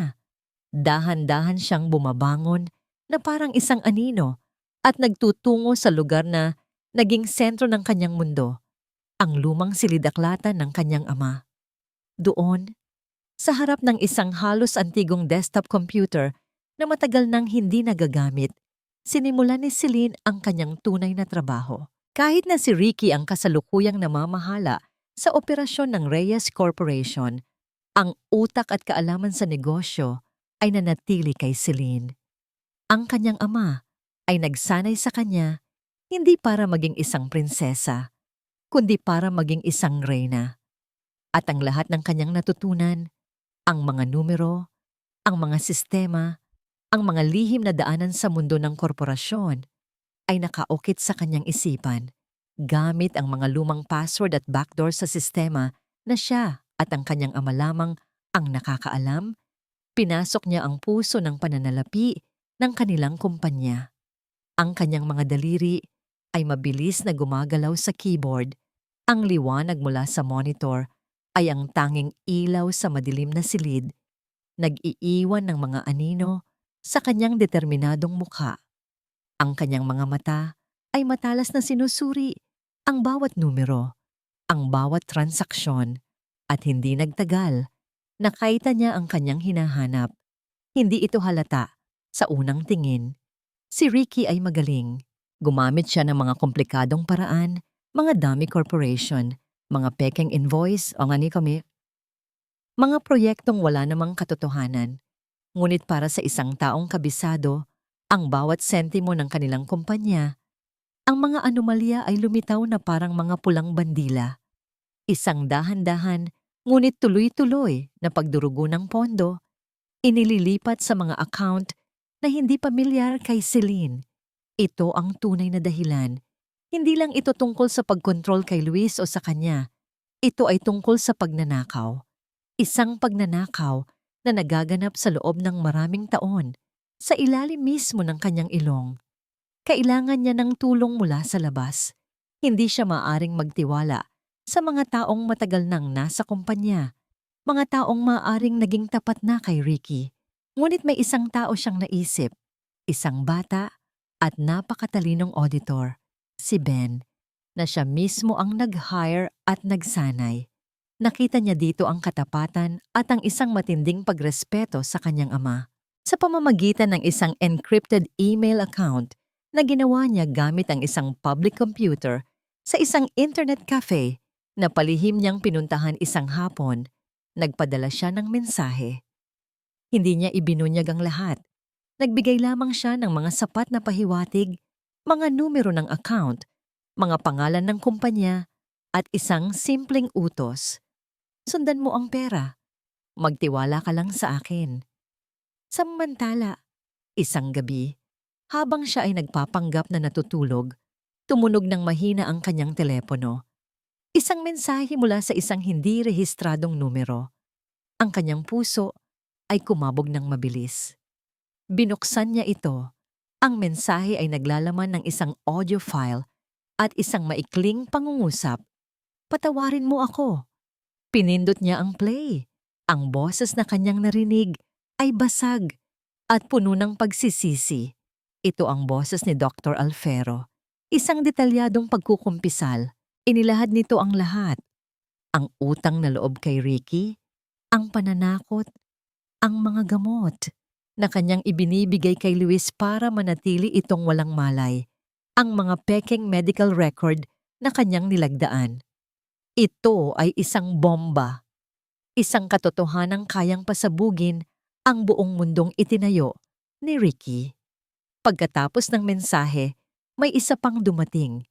Isang larawan ng isang flight ticket papuntang Canada, nakabook para sa susunod na araw. Si Dr. Alfero ay tatakas na, ngunit bago siya umalis, ibinigay na niya kay Celine ang sandatang kailangan nito. Hawak ang telepono sa kanyang kamay, ang audio recording ng pagkukumpisal, at ang mga email mula kay Ben na naglalaman ng mga spreadsheet na nagpapatunay sa pandarayan ni Ricky, naramdaman ni Celine ang pagbabago ng ihip ng hangin. Hindi na siya ang biktima, hindi na siya ang bihag. Tumingin siya sa kalendaryo na nakasabit sa dingding. Nakabilog doon ang isang petsa, ang susunod na araw. Ang taunang pagpupulong ng Board of Directors ng The Reyes Heritage Building. Isang pagpupulong na dadaluhan ng mga pinakamatatanda at pinakarespetadong pamilya na nangungupahan sa gusali. Si Ricky ang mangunguna sa pagpupulong na yon bilang bagong tagapamahala ng yaman ng mga Reyes. Isang malamig na ngiti ang gumuhit sa labi ni Celine. Ang entablado ay nakahanda na. Ang mga manonood ay naroon. At ang babaeng inakala nilang mahina at baliw ay handa nang itaas ang kurtina para sa kanyang huling pagtatanghal. Oras na. Ang hangin sa labas ng conference room ay malamig at hindi gumagalaw. Ngunit sa loob ng dibdib ni Celine, isang bagyo ang nagwawala. Nakatayo siya sa pasilyo. Ang kanyang likod ay tuwid na tuwid sa suot niyang itim na power suit. Isang modernong baluti para sa isang modernong mandirigma. Pinili niya ito ng may intensyon. Ito ay simple, matalim, at walang anumang bahid ng kahinaan. Ang babaeng maglalakad sa loob ng silid na yon ay hindi na ang asawang sunod-sunuran o ang biktimang nalilito. Ang papasok ay si Maricel Reyes, ang tagapagmana, ang anak, ang ate. Mula sa maliit na siwang ng pinto, naririnig niya ang boses ni Ricky. Isang boses na puno ng kumpiyansa at karisma. Isang boses na minsan ay nagpatulog sa kanya sa gabi at naging musika sa kanyang pandinig. Ngayon, ang bawat salita nito ay parang lason, isang paalala ng isang napakalaking panlilinlang. Nagsasalita ito tungkol sa kinabukasan ng gusali sa pagpapatibay ng pamana ng mga Reyes. Ang kabalintunaan ay halos nakakatawa. Huminga siya ng malalim, hinawakan ang malamig na seradura ng pinto at ipinikit ang kanyang mga mata. Inisip niya ang blangkong mukha ni Luis, ang nanginginig na kamay ni Dr. Alfero at ang imahe ng kanyang ama at ina. Hindi ito para sa paghihiganti. Ito ay para sa hustisya. Nang imulat niya ang kanyang mga mata, wala nang bakas ng pag-aalinlangan. Handa na siya. Marahan ngunit may bigat niyang itinulak ang pinto. Ang tunog ng kanyang pagpasok ay tila pumutol sa daloy ng pananalita ni Ricky. Huminto ito sa gitna ng pangungusap. Ang lahat ng ulo sa loob ng mahabang mesa na gawa sa mahogany, mga matatandang lalaki at babae na may mga apelidong kasing tanda ng gusali, ay sabay-sabay na lumingon sa kanya. Ang katahimikan ay biglang bumalot sa silid. Isang ngiti ng pagkukunwari ang sumilay sa labi ni Ricky. "Mahal," sabi nito. Ang boses ay puno ng huwad na pag-aalala. "Hindi ba't sinabi kong magpahinga ka na lang muna? Huwag mo nang alalahanin ang mga bagay na ito." Hindi pinansin ni Celine ang kanyang asawa. Ang kanyang tingin ay nakatuon sa mga miyembro ng lupon, mga taong nakakita sa kanyang paglaki. "Magandang hapon po sa inyong lahat." Bati niya. Ang kanyang boses ay kalmado, malinaw, at may awtoridad. "Humihingi ako ng paumanhin sa pag-abala sa inyong pagpupulong, ngunit meron lamang akong ilang bagay na nais ibahagi tungkol sa pamana na binabanggit ng aking asawa." Nagkaroon ng bulungan. Si Ricky ay lumapit sa kanya. "Celine, ano ba itong ginagawa mo? Huwag mong ipahiya ang sarili mo." Marahan ngunit matatag na iniwas ni Celine ang kanyang braso mula sa pagkakahawak nito. Naglakad siya papunta sa unahan ng silid, sa tabi ng malaking screen kung saan kanina lamang ay ipinapakita ni Ricky ang kanyang mga plano. Mula sa kanyang daladalang folder, kinuha niya ang isang USB drive at isinaksak ito sa laptop. "Bago po natin pag-usapan ang kinabukasan," sabi ni Celine, hinarap ang lahat. "Nais ko po munang balikan natin ang nakaraan." Isang click, at ang proyektong ipinagmamalaki ni Ricky ay napalitan ng isang luma at naninilaw na imahe. Ito ang orihinal na blueprint ng gusali. Ang mga miyembro ng lupon ay napasandal sa kanilang mga upuan, nagtataka. Ito po ang orihinal na plano ng The Reyes Heritage Building na idinisenyo ng aking lolo. Paliwanag ni Celine, gamit ang isang laser pointer para ituro ang isang partikular na bahagi ng penthouse. Gaya ng makikita ninyo, sa likod ng silid-aklatan ay mayroong isang espasyo na minarkahan bilang boveda, isang lihim na silid na itinayo para sa kaligtasan. "Ano ang punto mo, Celine?" Singit ni Ricky. Ang kanyang boses ay nagsisimula nang magkaroon ng bahid ng inis. Hindi siya pinansin ni Celine. Isang click ulit.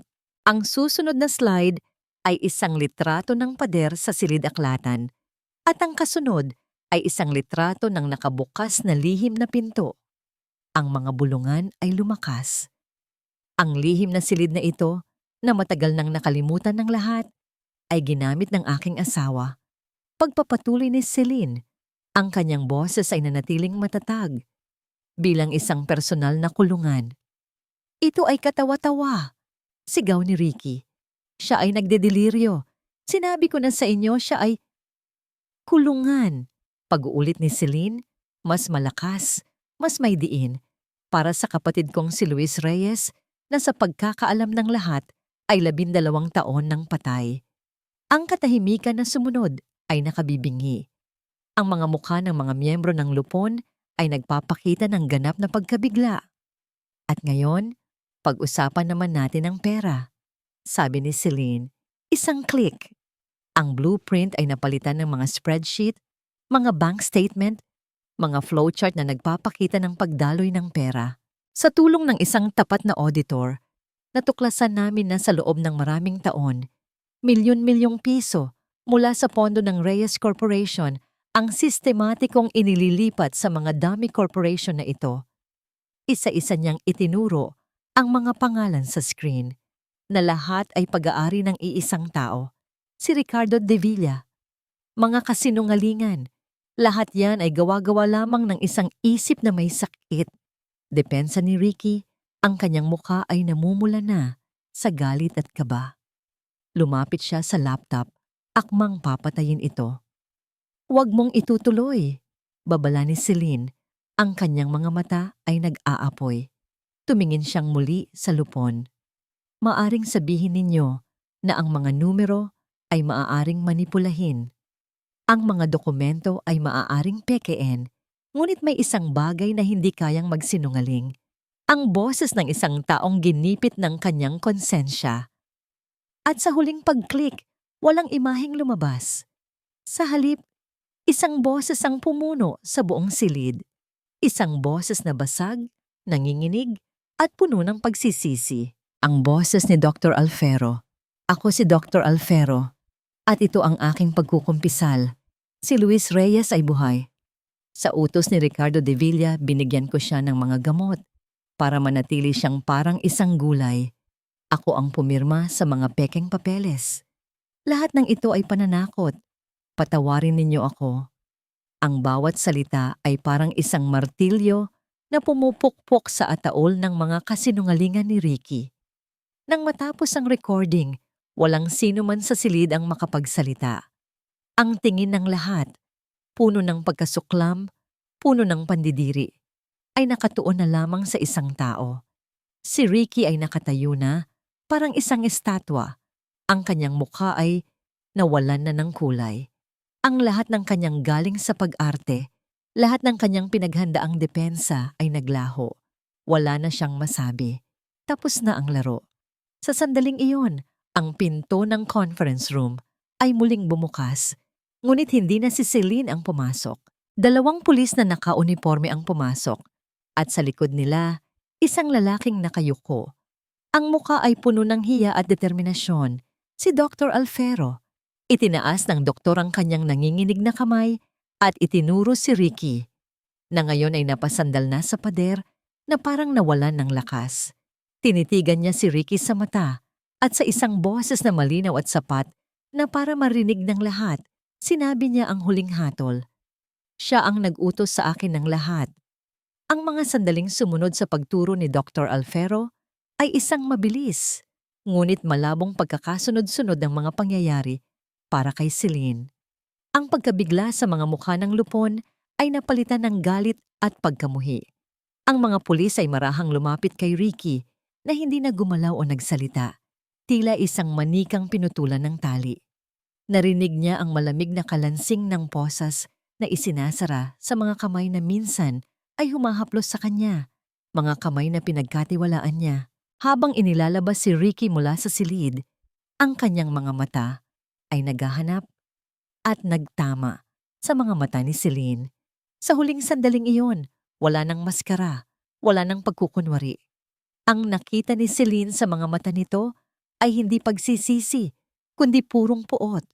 Isang tingin na nangangako ng paghihiganti. Isang tingin na nagpapatunay na ang lalaking minahal niya ay hindi kailanman nag-exist. Tinalikuran niya ito, isang simbolikong pagpihit mula sa isang nakaraang puno ng kasinungalingan. Ang mga sumunod na araw at linggo ay isang unos. Ang balita ay sumabog na parang isang bomba. Umalingaw-ngaw sa bawat sulok ng mundo, mga negosyo at alta sosyedad. Ang pangalan ng mga Reyes ay nasa lahat ng pahayagan at balita. Ngunit sa pagkakataong ito, hindi dahil sa kanilang tagumpay, kundi dahil sa isang iskandalong tila hinugot mula sa isang pelikula. Kailangan harapin ni Celine ang mga kamera, ang mga matatalas na tanong ng mga reporter, ang mga mapanuring tingin ng publiko. Ngunit sa gitna ng kaguluhan, isang bagong lakas ang kanyang natagpuan. Ang bawat press conference na kanyang pinangunahan, ang bawat pahayag na kanyang binitiwan, ay hindi nagpapakita ng isang biktimang kaawa-awa, kundi ng isang leader na handang ipaglaban ang kanyang pamilya at kumpanya.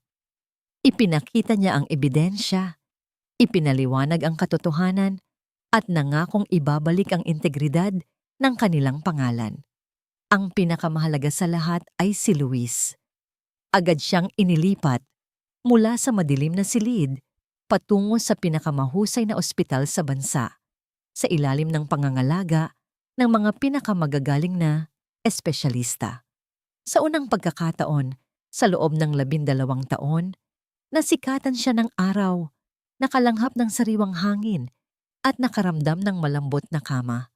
Umupo si Celine sa tabi ng kanyang kapatid araw-araw, pinapanood ang dahan-dahang pagbabalik ng buhay sa kanyang mga mata. Sa simula, ito ay isang mahirap na proseso. May mga araw na si Luis ay tulala lamang, nawawala sa isang mundong siya lang ang nakakaalam. May mga araw na siya ay nagagalit, nagwawala, hinahanap ang mga gamot na matagal nang inilason sa kanyang sistema. Ngunit hindi sumuko si Celine. Binabasahan niya ito ng mga libro.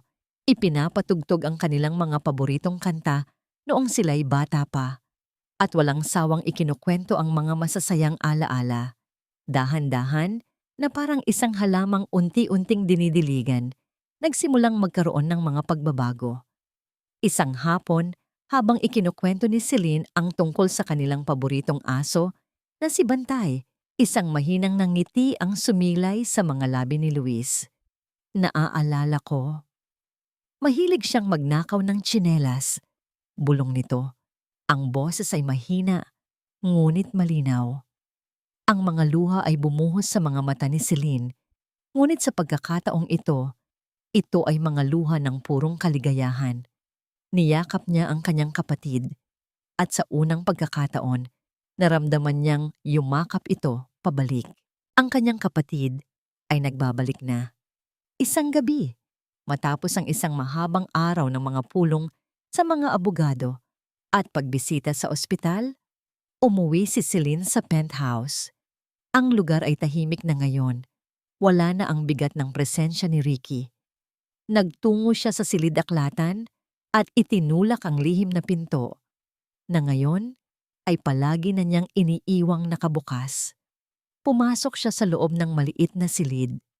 Wala na ang kama, wala na ang mga gamit medikal.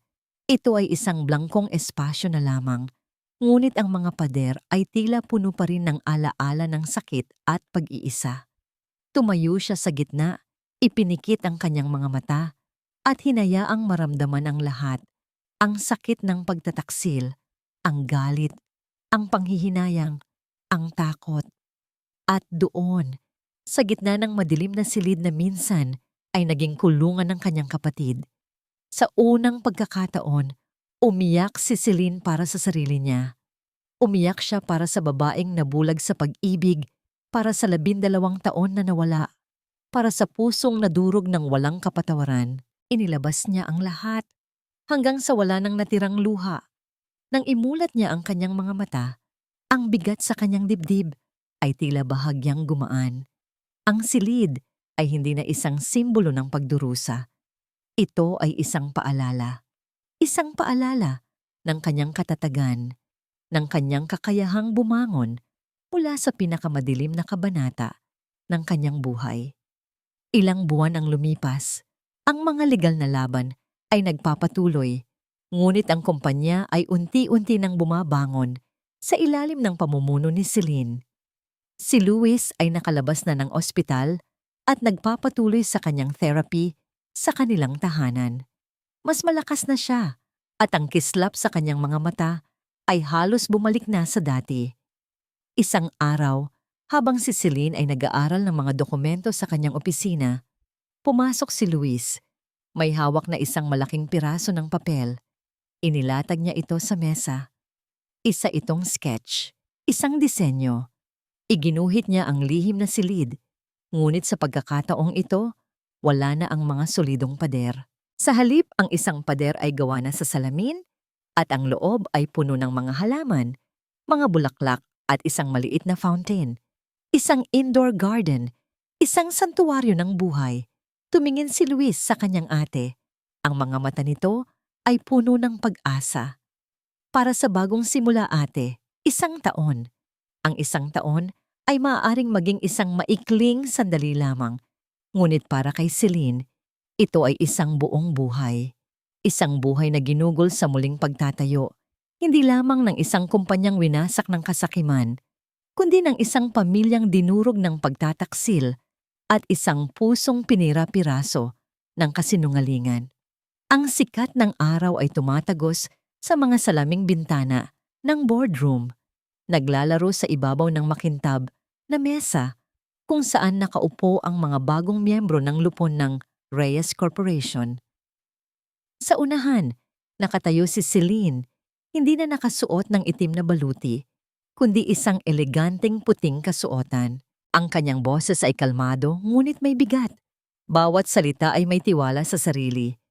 Habang ipinapaliwanag niya ang mga bagong proyektong magpapalago sa kanilang kumpanya, wala nang bakas ng babaeng minsan ay pinagkatuwaan at tinawag na baliw. Ang babaeng nasa kanilang harapan ay isang leader, isang reyna na muling inangkin ang kanyang trono, hindi sa pamamagitan ng dugo, kundi sa pamamagitan ng talino, katatagan, at grasya.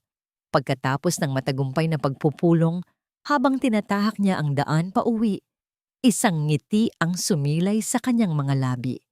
Isang taon na ang nakalipas mula nang mahatulan si Ricky ng habambuhay na pagkakakulong para sa maraming kaso ng kidnapping, illegal detention, at malawakang pandaraya. Si Attorney Mendoza ay nawalan ng lisensya at nahaharap din sa mga kaso. Ang katarungan ay naibigay na, ngunit natutunan ni Celine na ang tunay na kapayapaan ay hindi matatagpuan sa paghihiganti o sa hatol ng korte. Ito ay matatagpuan sa loob ng tahanan. Pagpasok niya sa penthouse, sumalubong sa kanya ang isang masarap na amoy ng nilulutong pagkain at ang tunog ng masayang musika. Sa kusina, nadatnan niya si Luis. Abala sa paghihiwa ng mga gulay, ang kanyang mga galaw ay tiyak at puno ng buhay. Ang kanyang buhok ay maikli na ulit. Ang kanyang mukha ay malinis na. At ang kislap sa kanyang mga mata ay tuluyan ng nagbalik. Tamang-tama ang dating mo, ate. Bati ni Luis, hindi lumingon. Malapit nang maluto ang paborito mong sinigang. Wow! Parang bumabalik na ang galing ng ating chef. Biro ni Celine, yumakap mula sa likod ng kanyang kapatid. Tumawa si Luis, isang tawang malaya at walang bigat. Siyempre, kailangan kong bumawi sa 12 taon na puro sabaw lang ng dextrose ang natikman ko. Ang birong yon, na minsan ay magiging masakit, ay ngayon ay isa na lamang paalala ng kanilang tagumpay. Nagtulungan silang maghanda ng hapunan. Ang kanilang mga kilos ay sabay at pamilyar, na parang hindi sila nagkahiwalay ng matagal. Sa gitna ng kanilang tawanan at kwentuhan, isang katulong ang lumapit at nagabot ng isang sobre kay Celine. Ma'am, may sulat po para sa inyo. Nagmula ito sa Bureau of Corrections. Alam na agad ni Celine kung kanino ito galing. Saglit na nawala ang nangiti sa kanyang mukha. Napansin ito ni Luis. Ate, okay ka lang? Tumango si Celine. Okay lang? Dito ka lang? Naglakad siya papunta sa kanyang opisina, dala ang sulat. Umupo siya sa kanyang silya at tinitigan ng sobre. Ang sulat kamay ni Ricky ay pamilyar pa rin. Sa isang iglap, bumalik ang lahat ng alaala. Ngunit hindi na ito kasing sakit ng dati. Binuksan niya ito at binasa.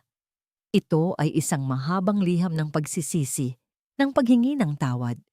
Isinulat nito kung paano siya nilamon ng inggit at kasakiman, kung paano niya sinira ang buhay ng mga taong nagtiwala sa kanya. Humihingi ito ng kapatawaran. Matapos basahin, hindi umiyak si Celine. Hindi rin siya nagalit. Dahan-dahan niyang tinupi ang sulat at inilagay sa loob ng isang maliit na kahon sa kanyang aparador. Isang kahon kung saan niya itinatago ang mga bagay mula sa nakaraan. Isinara niya ito. Ang pagpapatawad ay isang mahabang proseso. At marahil, hindi pa siya handa. Ngunit ang alam niya, hindi na niya hahayaang ang liham na yon o ang lalaking nagsulat nito naguluhin pa ang kapayapaan na kanyang natagpuan. Pagbalik niya sa kusina, nakita niya si Luis na naghihintay. Ang mga mata ay puno ng pag-aalala. Ngumiti lamang si Celine. Tara, kumain na tayo. Lumalamig na ang sinigang. Pagkatapos nilang kumain, hinila siya ni Luis. May ipapakita ako sa'yo. Dinala siya nito sa harap ng dating lihim na silid. Ang mabigat na pinto ay wala na. Pinalitan ng isang magandang pintong gawa sa salamin. Pagbukas nito, isang paraiso ang bumungad sa kanila. Ang dating kulungan ay isa ng luntiang hardin. Ang amoy ng gamot ay napalitan ng halimuyak ng mga bulaklak at basang lupa. Ang katahimikan ay napalitan ng mahinang lagaslas ng tubig mula sa isang maliit na fountain. Natapos na kahapon, sabi ni Luis, ang kanyang boses ay puno ng pagmamalaki. Magkatabi silang pumasok at umupo sa isang maliit na bangko sa gitna. Mula doon, tanaw nila ang malawak na bintana ng penthouse, kung saan ang araw ay dahan-dahan nang lumulubog sa Manila Bay, nag-iiwan ng mga kulay kahel at lila sa kalangitan. Walang nagsalita sa kanila, hindi na kailangan. Sa katahimikan na yon, sa loob ng hardin na itinayo mula sa mga guho ng kanilang nakaraan, naintindihan ni Celine ang lahat. Ang tunay na pamana ng kanilang pamilya ay hindi ang gusali, hindi ang pera o ang pangalan. Ang tunay na pamana ay ang kanilang pagiging magkapatid. Ang kanilang kakayahang hanapin ang liwanag sa gitna ng kadiliman at ang kanilang pagmamahal na hindi kayang sirain ng anumang pagtataksil. Kinuha nila ang isang maliit na pandilig at sabay na diniligan ang mga bagong tanim na halaman, isang simbolo ng pag-aalaga sa kanilang bagong simula. Sa gitna ng payapang sandaling iyon, tumunog ang telepono ni Celine, isang hindi pamilyar na numero. Saglit siyang nag-alinlangan bago ito sagutin. Hello? Good evening. Is this Ms. Maricel Reyes? I'm calling from an architectural firm based in Singapore. We are very interested in your new development projects. Isang bagong pagkakataon, isang bagong hamon, isang bagong kabanata. Tumingin si Celine kay Luis na nakangiti sa kanya at pagkatapos ay sa papalubog na araw. Isang ngiti ang sumilay sa kanyang mga labi, isang nangiting puno ng kapayapaan, katatagan, at walang katapusang pag-asa. Reyes speaking. Sa huling bahagi ng kwentong ito, malinaw na ipinapakita na ang kasamaan, gaano man katalinong itago at gaano man katagal pagharian ng takot, ay hindi kailanman makatatakas sa liwanag ng katotohanan. Ang ginawa ni Ricardo ay bunga ng sukdulang kasakiman at sa huli, siya rin ang nilamon ng sarili niyang kasinungalingan. Samantala, si Maricel o Celine ay naging patunay na ang tunay na lakas ay hindi laging nasa kapangyarihan o yaman, kundi nasa tapang na ipaglaban ng pamilya at ang tama, kahit mag-isa. Sa kanyang pagtitiyaga, hindi lamang niya nailigtas ang kapatid na matagal nang nagdusa, kundi naibalik din ang dangal ng kanilang angkan at ang hustisyang matagal nang ipinagkait. Ang kwentong ito ay paalala na ang mabuti ay maaaring masaktan at lokohin, ngunit sa tamang oras, sila ang tatayo. Mas matibay, mas malinaw ang layunin. Ikaw, kung matuklasan mong ang pinakamalapit sa iyo ang may pinakamadilim na lihim. Handa ka bang harapin ang katotohanan? Naniniwala ka ba na darating pa rin ang hustisya kahit gaano ito katagal? At ikaw na nakikinig ngayon, kumusta ang puso mo? May pinagdadaanan ka rin bang laban? Nandito kami, handang makinig. Ibahagi mo ang iyong saloobin dahil mahalaga sa amin ang kwento mo.